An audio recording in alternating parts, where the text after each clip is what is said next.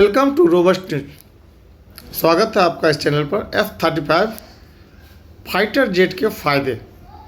Stealth है F-35 दुनिया के सबसे ज़्यादा स्टील्थ फाइटर जेट में से एक है। इसका मतलब है कि दुश्मन के रडार के लिए इसका पता लगाना बहुत मुश्किल है।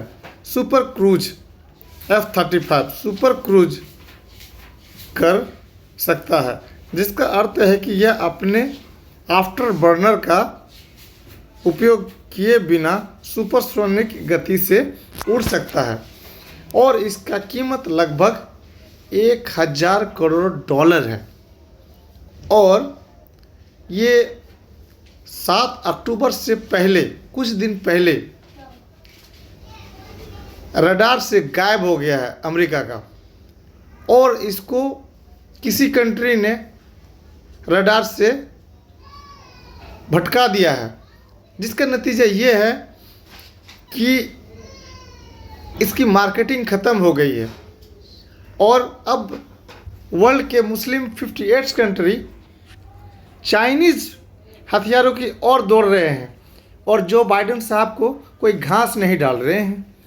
और बेचारे जो बाइडेन साहब अब मुस्लिम कंट्री के दरवाजे दरवाजे जा रहे हैं और कोई 5 घंटा बैठा के रखते हैं, कोई 10 घंटा बैठा के रखते हैं और कोई तो कहते हैं मेरे को तेरे से बात ही नहीं करना है, निकल ले पतला गली से। तो कंपटीशन है उन देशों में जो हथियार बेचते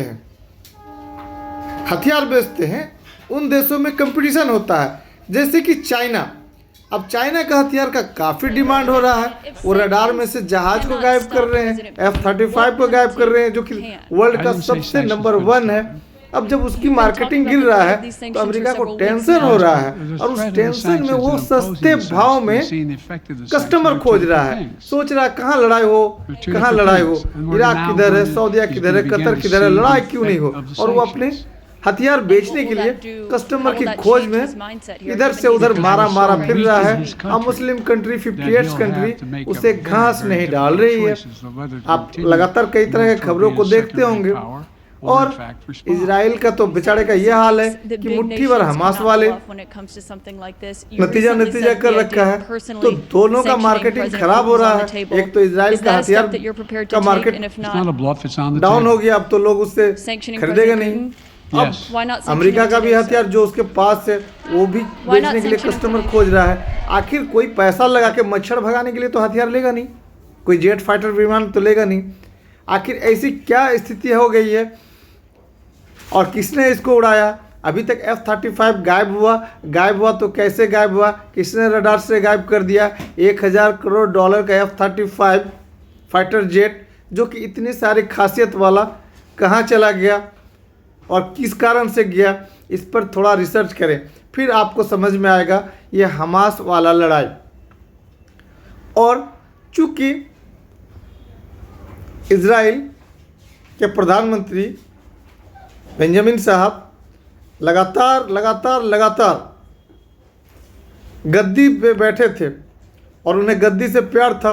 मस्जिद अक्सा के बहाने ये लगातार गद्दी पर बैठे हैं कि मस्जिद अक्सा को तोड़कर, अल अक्सा मस्जिद को तोड़कर 3rd टेम्पल बनाएंगे और इसी बात को मुद्दा बनाकर ये सत्ता का रस पीते आ रहे हैं। और कब तक पिएंगे?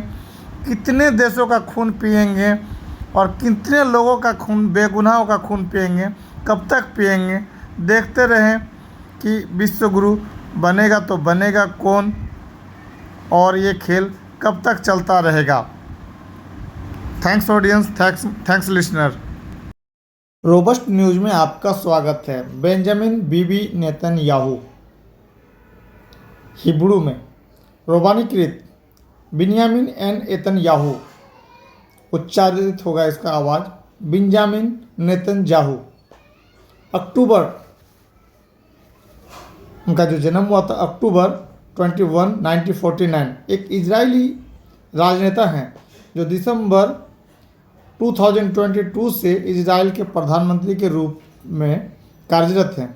पहले 1996 से 1999 तक और फिर 2009 से 2021 तक पद पर रहे। वह लिकुड पार्टी के अध्यक्ष हैं। नेतन्याहू देश के इतिहास में लंबे समय तक रहने वाले हैं, जिन्होंने कुल 16 वर्षों से अधिक समय तक सेवा की है। वह इजराइल की स्वतंत्रता की घोषणा के बाद होने वाले प्रधानमंत्री भी थे। तेल अवीव में धर्मनिरपेक्ष यहूदी माता पिता के घर जन्मे नेतन्याहू का पालन पोषण यरूशलेम में और कुछ समय के लिए संयुक्त राज्य अमेरिका के फिलाडेल्फिया में भी हुआ।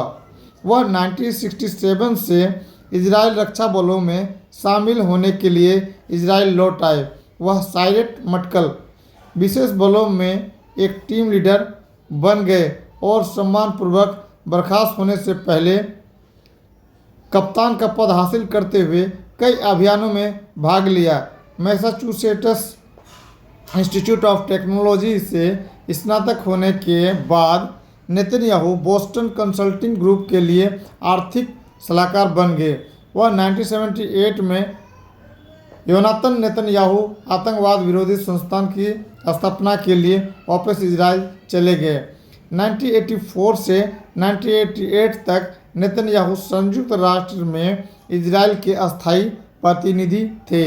1993 में लिकुड के अध्यक्ष के रूप में चुने जाने और विपक्ष के नेता बनने के बाद नेतन्याहू प्रमुखता से उभरे। 1996 के चुनाव में नेतन्याहू ने सिमोन पेरेज को हराया और लोकप्रिय वोट द्वारा सीधे चुने गए। पहले इजरायली प्रधानमंत्री बन गए और अब तक के सबसे कम उम्र के प्रधानमंत्री बने। 1999 के चुनाव में यहूद ब्राक की वन इजराइल पार्टी द्वारा नेतन्याहू और लिकुड को भारी हार मिली और नेतन्याहू ने निजी क्षेत्र में प्रवेश करते हुए पूरी तरह से राजनीति से संन्यास लेने का फैसला किया। नेतन्याहू बाद में राजनीति में लौट आए और एरियल शेरोन के अधीन विदेश मंत्री और वित्त मंत्री के रूप में कार्य किया।